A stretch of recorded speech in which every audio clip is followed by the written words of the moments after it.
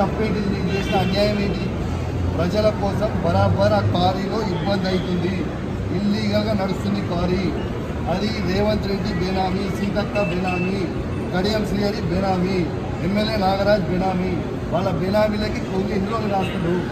ఇదేం పద్ధతి అసలు? ఇదేం నాకు నోటీస్ ఇవ్వకుండా మీరు ఎట్లా అరెస్ట్ చేస్తారు? రేవంత్ రెడ్డి చెప్తే మీరు అరెస్ట్ చేస్తారా? రేవంత్ రెడ్డి చెప్తే మీరు అరెస్ట్ చేస్తారా?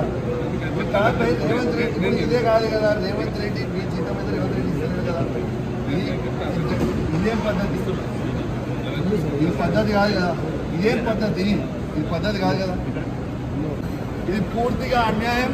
రేవంత్ రెడ్డి గారు పెట్టుకున్న అక్రమ కేసు ఇది. కమలాపూర్ మండలంలో గుండేడ్ గ్రామంలో ఇల్లీగల్ మైన్ నడుస్తూ ఉంది.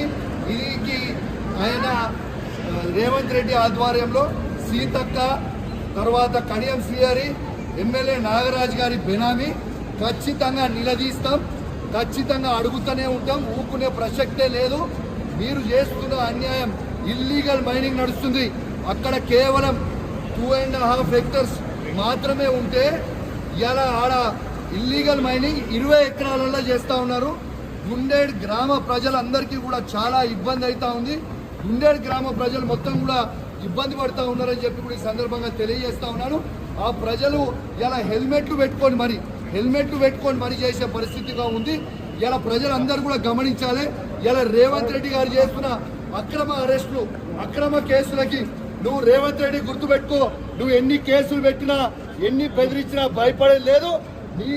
నీ సంగతి తప్పకుండా చెప్తాం, ఖచ్చితంగా ప్రజలలో చెప్తాం, ఖచ్చితంగా చెప్పే ప్రయత్నం చేస్తాం.